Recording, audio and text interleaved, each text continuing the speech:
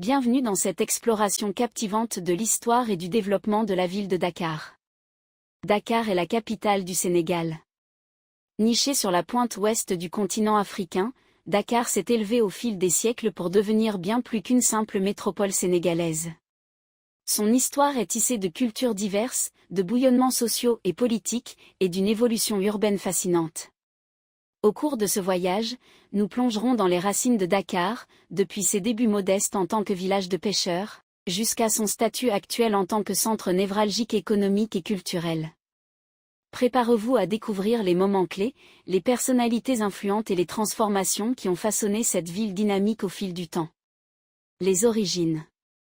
Les premiers habitants sont des Mandingues. La fin du XVe siècle des pêcheurs lébous fuyant le Tekrour, un royaume situé au nord-est du fleuve Sénégal, commence à s'y établir. Au XVIIe siècle, leur village ne comporte qu'une trentaine de huttes. L'origine de la ville de Dakar remonte au XVe siècle, à une époque où la région était habitée par des populations autochtones appartenant principalement aux groupes ethniques Wolof.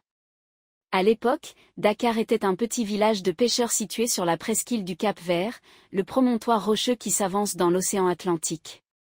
L'île de Gorée, qui est une île proche du centre de Dakar, s'enrichit grâce au commerce de l'arachide dont les notables sont les initiateurs. La démographie galopante fait que ces derniers et leurs épouses se sentent bientôt à l'étroit sur la petite île. C'est la raison pour laquelle Anna-Cola Pépin, son époux François de Saint-Jean, maire de Gorée, et le conseil municipal de l'île, demandent la création de la ville nouvelle de Dakar à deux reprises, le 3 janvier 1846 et le 25 janvier 1848.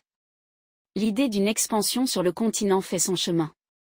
Sous le Second Empire, les troupes françaises, conduites par le capitaine Protet, prennent possession de la côte en 1857. Un petit fort y est construit, sur lequel le pavillon français est hissé. Dakar reste pourtant un véritable labyrinthe de rues et d'impasses, de tours et de détours, au milieu de la brousse et des dunes. Malgré la construction de quelques maisons de commerce, la bourgade n'est pas encore une vraie ville. Le colonel du génie Émile Pinel-Laprade est son véritable fondateur. Un premier plan cadastral est élaboré en juin 1858. La construction du phare des Mamelles est lancée en 1859, les travaux du port commencent en 1860. Un nouveau plan d'alignement de la ville est proposé par Pinel-Laprade en juin 1862. La nouvelle cité ne se développe pas sans mal. En 1869, une épidémie de choléra fait des ravages et Pinel-Laprade y succombe lui-même le 17 août. En 1872, un statut communal, dit des 4 communes, est accordé à la population, ce qui donne une citoyenneté. Alors que Dakar devient centre d'arrondissement à la place de Gorée en 1875, des résistances subsistent, comme en témoignent ces observations du colonel Canard. Les propriétaires de terrains où l'on pourrait bâtir habitent tous à Gorée et ne paraissent pas disposés à faire construire des maisons à Dakar, 1876. Dakar est toujours très calme, il est même triste. Peu de maisons, peu d'habitants, peu de commerce et pas d'industrie, 1878. La raison de cette présence faible des notables goréens à Dakar est que la ville de Rufisque sur la petite côte connaissait un développement économique important grâce à l'arachide. Ces familles bourgeoises mulâtres et nègres préféraient donc s'installer majoritairement dans cette ville. Ce n'est que lorsque la ville de Dakar eut un quai moderne et que le wharf de Rufisque devint obsolète qu'ils s'installèrent massivement à Dakar. Un nouveau plan cadastral est élaboré en 1876 et 2 ans plus tard Dakar compte environ 1600 habitants. Le 17 juin 1887 Dakar devient une commune distincte. Elle ne dépend plus de Gorée et Jean-Alexandre devient son premier maire le 9 décembre 1887. De gros travaux d'aménagement et d'assainissement sont entrepris. La population de Dakar atteint 8737 habitants, alors que Gorée n'en compte que 2100. En parallèle, notamment avec la construction de la gare et de la ligne de chemin de fer, la ville rivalise aussi avec Saint-Louis.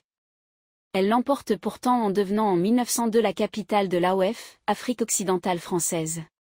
Son premier gouverneur général, Ernest Roume, lance de gros travaux d'urbanisme, parmi lesquels figure le palais du gouverneur, l'actuel palais présidentiel, ainsi que le marché Kermel. De 18 500 en 1904, Dakar passe à 25 000 habitants en 1909 et devient le premier port du Sénégal. La reconstruction de la gare ferroviaire est entreprise et l'hôtel de ville est édifié en 1918. Blaise Diagne, qui a obtenu la citoyenneté pleine de tous les habitants des 4 communes en 1916, est élu maire de Dakar en 1920 et le restera jusqu'à sa mort en 1934. En 1921, la capitale compte 32 440 habitants dont 1661 Européens, alors que l'île se dépeuple progressivement pour se réduire à 700 habitants en 1926. Gorée est finalement rattachée à Dakar en 1929. Pendant cette période on observe une vague d'immigration libanaise. Cette immigration libanaise a en réalité commencé dès 1890 à Saint-Louis. Dans la capitale, ces nouveaux venus s'intègrent le plus souvent dans le petit et moyen commerce. La cathédrale du souvenir africain est inaugurée le 31 mars 1929 en présence de nombreuses personnalités dont Blaise Diagne. Une des cloches de la cathédrale est offerte par Armand-Pierre Engrand et sa famille. À la fin des années 1930, l'agglomération compte 100 000 habitants. Pendant la Seconde Guerre mondiale, le contrôle de l'AOF constitue un enjeu non négligeable. Une tentative de débarquement des Alliés, Opération Menace, échoue le 25 septembre 1940, au bout d'une lutte fratricide connue sous le nom de bataille de Dakar. Dakar, une capitale cosmopolite. En 1947, le président Vincent Auriol est le premier chef d'État français à se rendre en visite officielle en Afrique noire 14. À ce moment-là, Dakar compte environ 135 000 habitants. L'essor démographique engendre une pénurie de logements, d'emplois et de matières premières. Le 26 août 1958, le général de Gaulle se rend à son tour à Dakar où il est accueilli fraîchement par des manifestants réclamant l'indépendance du pays, qui se concrétisera 2 ans plus tard. Dakar devient d'abord la capitale de l'éphémère Fédération du Mali, puis celle de la République du Sénégal le 4 avril 1960. Dans la foulée de la décolonisation, la grande mosquée de Dakar est édifiée en 1964.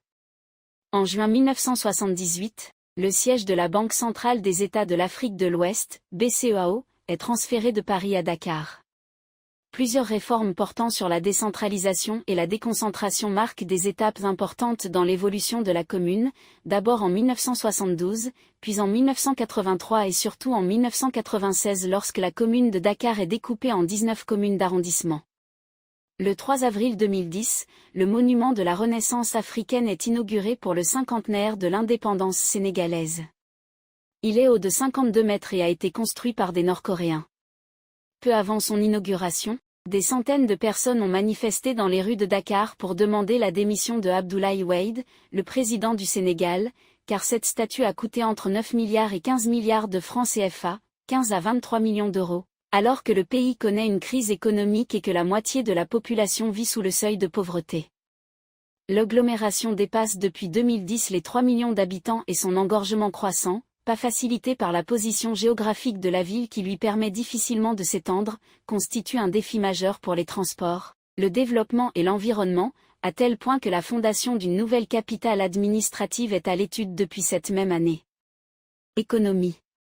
Le secteur industriel, traditionnellement orienté vers les industries alimentaires, chimiques ou textiles, le secteur du bois et de l'ameublement ainsi que le raffinage, rencontre aujourd'hui des difficultés. Comme ailleurs, l'industrie textile souffre des importations chinoises. Les industries chimiques du Sénégal, ICS, traversent une grave crise depuis 3 ans. L'industrie des matériaux de construction est présente dans la ville avec l'usine de ciment et de granulats du groupe français Vicat. En même temps que l'urbanisation, le secteur tertiaire s'est développé et c'est dans la capitale, tout particulièrement à Dakar Plateau, que se trouvent les sièges sociaux des grosses sociétés, Air Sénégal International, Grand Moulin de Dakar, et des grandes banques, telles que la Société Générale de Banque au Sénégal, la Compagnie bancaire de l'Afrique occidentale, la Banque internationale pour le commerce et l'industrie du Sénégal ou la Banque de l'habitat du Sénégal. La haute fonction publique y est également concentrée. Les télécommunications ont le vent en poupe et la société Orange, qui a repris la Sonatel, est omniprésente dans la ville.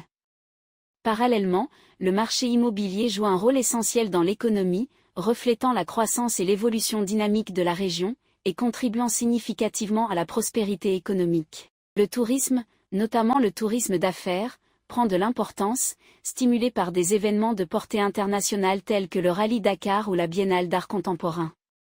La notoriété de Gorée fait de la capitale un passage obligé. Présent dans tout le pays, le secteur informel est particulièrement actif à Dakar, notamment dans le commerce, les transports, la construction et même l'artisanat, par exemple avec le Soweto Village. L'économie numérique n'est pas en reste et commence à trouver son modèle entre secteurs formels, surtout constitués par les opérateurs télécoms et beaucoup de TPE, et informels, une myriade de prestataires de services et auto-entrepreneurs. En effet, depuis 2010, la ville-monde Dakar voit de nouvelles initiatives innovantes se lancer comme le premier espace de coworking d'Afrique et Action Tank, qui depuis s'étend en France, à Nanterre, au Mali, Bamako, au Burkina Faso, Ouagadougou, est relié à plus de 200 espaces dans le monde, créant ainsi une nouvelle dynamique pour les entrepreneurs de l'économie créative et permettant aux talents qui s'expriment souvent dans le secteur informel de se mettre en réseau et s'internationaliser différemment.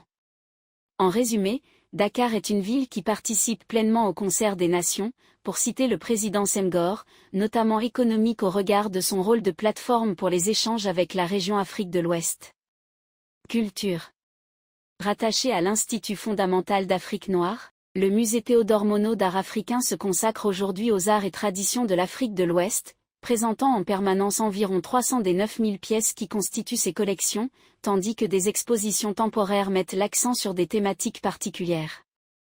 En 2018 est inauguré le musée des civilisations noires. Grâce à l'inscription de l'île de Gorée, en 1978, par l'UNESCO, sur la liste du patrimoine mondial, Dakar est membre de l'Organisation des villes du patrimoine mondial, créée en 1993. Le Théâtre national Daniel Sorano a été inauguré en 1965. Le Centre culturel Blaise Senghor est actif dans toutes les disciplines artistiques et culturelles.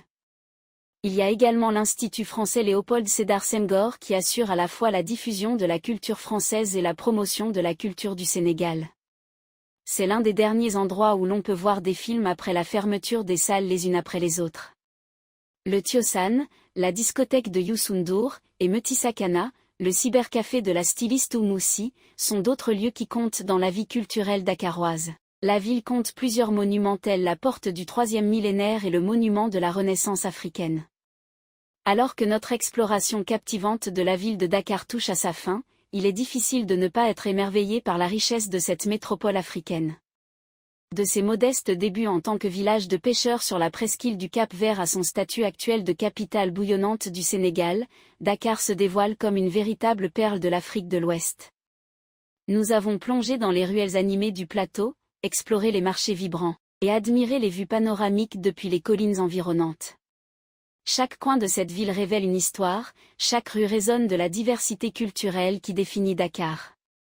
Entre l'héritage poignant de l'île de Gorée et les aspirations modernes du Sénégal contemporain, Dakar se positionne comme un carrefour entre passé et futur. Alors que nous concluons cette aventure, n'oublions pas que Dakar est bien plus qu'une simple destination géographique. C'est un témoignage vivant de la résilience, de la créativité et de la vitalité du peuple sénégalais. Que cette immersion dans l'histoire et la vie quotidienne de Dakar vous ait inspiré, éduqué et émerveillé autant que nous, et n'hésitez pas à partager vos propres expériences et réflexions dans les commentaires ci-dessous. Merci de nous avoir accompagnés dans cette exploration de Dakar, une ville qui continue de captiver les cœurs et les esprits du monde entier. À bientôt pour de nouvelles découvertes.